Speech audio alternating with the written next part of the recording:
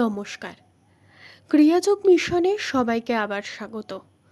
আগের পর্বে আমরা ক্রিয়াযোগের সামান্য ইতিবৃত্ত আলোচনা করেছি। তবে এর দ্বিতীয় পর্ব অর্থাৎ আজকের পর্বটি একটু বিশেষভাবে উল্লেখযোগ্য।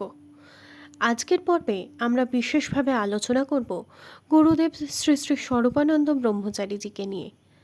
এছাড়াও দেখে নেব ক্রিয়াযোগ মিশনে গুরু পূর্ণিমা উৎসবের কিছু দৃশ্য। আগেই আলোচনা করেছি যে গুরুদেব শ্রী স্বরূপানন্দ ব্রহ্মচারীজি পরম গুরু শ্রী শ্রী হরিহরানন্দজির একজন অন্যতম শিষ্য। তিনি মাত্র ৮ বছর বয়সে তার গুরুদেবের কাছ থেকে ক্রিয়া দীক্ষা গ্রহণ করেন এবং পরবর্তীকালে সম্পূর্ণ আত্ম উপলব্ধির দ্বারা ক্রিয়াযোগের সর্বোচ্চ স্তরে বিরাজমান হন। শ্রী স্বরূপানন্দ ব্রহ্মচারীজি আধ্যাত্মিকতার সাথে সাথে প্রথম জীবনে ছিলেন একজন অত্যন্ত মেধাবী ছাত্র।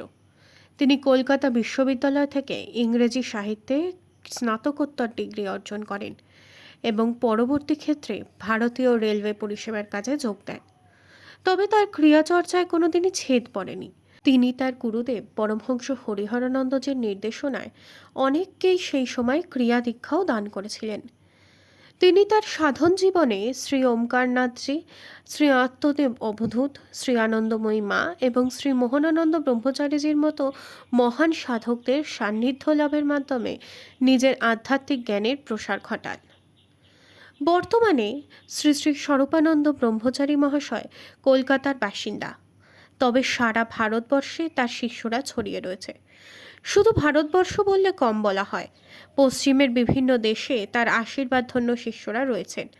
তিনি যেমন যত্ন সহকারে তার শিষ্যদের ক্রিয়াযোগের কৌশল শেখান, তেমনি ধৈর্য সহকারে তাদের সেই সংক্রান্ত সমস্ত প্রশ্ন এবং বিভ্রান্তির অবসান করেন। তিনি নিয়মিত তার শিষ্যদের সঙ্গে একসাথে বসেন, তাদের উৎসাহ প্রদান করেন এবং সর্বোপরি এক অদ্ভুত স্নেহ এবং কঠোর নির্দেশনার দ্বারা তার শিষ্যদের আধ্যাত্মিক উন্নতির পথ নিশ্চিত করেন। গুরুদেব শ্রী স্বরূপানন্দ ব্রহ্মচারীজি বলেন, ক্রিয়াযোগ সর্বদা একজন গুরুর ঘনিষ্ঠ নির্দেশনার অনুশীলন করা উচিত। একজন গুরু ও শিষ্যের মধ্যে নিয়মিত যোগাযোগ থাকা বাঞ্ছনীয়। একজন সঠিক গুরুর নির্দেশনা ছাড়া ক্রিয়াযোগের অনুশীলন করা উচিত নয় এবং করা যায়ও না। অনলাইন ভিডিও দেখে বা বই পড়ে কখনোই ক্রিয়াযোগ শেখা সম্ভব নয়। যদি কেউ ক্রিয়াযোগ শিখতে চান, তবে অবশ্যই তাকে একজন এমন গুরুর সন্ধান করতে হবে যিনি আত্ম উপলব্ধির মাধ্যমে সমাধি অবস্থা লাভ করেছেন এবং তার নিজের গুরুর সাথে নিয়মিত যোগাযোগ রাখতে পারলেই তিনি প্রকৃত ক্রিয়াবান হয়ে উঠতে পারবেন।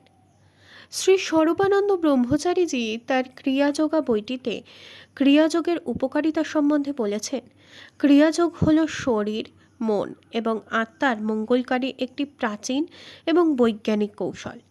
কেউ যখন তার গুরুর কাছ থেকে এই শিক্ষা লাভ করে এবং আন্তরিকভাবে শ্রদ্ধার সাথে এই কৌশল অভ্যাস করে, তখন সেই ব্যক্তি প্রায় সাথে সাথেই এর উপকারিতা উপলব্ধি করতে পারে। ক্রিয়ার অভ্যাস বিভিন্ন অসুখের সম্ভাবনা দূর করে। ক্রিয়ার কৌশল এতটাই বৈজ্ঞানিক, তা হৃৎপিণ্ড এবং ফুসফুসকে সুস্থ রাখতে সাহায্য করে, পেটের বিভিন্ন সমস্যা নিরাময় করে, এছাড়া দেহের বিভিন্ন অঙ্গ প্রত্যঙ্গকে শক্তিশালী করে তোলে, বার্ধক্য প্রলম্বিত করে। এছাড়াও সঠিক প্রাণায়াম পদ্ধতির দ্বারা মস্তিষ্কে অক্সিজেন প্রবাহ বৃদ্ধির মাধ্যমে মস্তিষ্কের ক্ষমতা বৃদ্ধিও ঘটায়, মনকেও কেন্দ্রীভূত করতে সাহায্য করে। ক্রিয়াযোগ বরাবরই গুরুকেন্দ্রিক। ক্রিয়াযোগ অনুশীলন একজন ক্রিয়াবানকে সার্বিকভাবে সমৃদ্ধ ও আলোকিত করে এবং আধ্যাত্মিক অনুভূতি প্রদান করে ক্রিয়াবানকে পরম সত্যের অভিমুখী করে তোলে। ক্রিয়াযোগ কখনোই কোনো ধর্মের মধ্যে সীমাবদ্ধ নয়। গুরু দীক্ষার সময় তার শিষ্যদের কুণ্ডলিনী জাগিয়ে শিষ্যদের মধ্যে আধ্যাত্মিক ভাবের প্রকাশ ঘটান, শিষ্যের পূর্ববর্তী সমস্ত পাপের দায়ভার প্রশমিত করেন এবং শিষ্যকে এক নতুন পথের দিশা দেখান।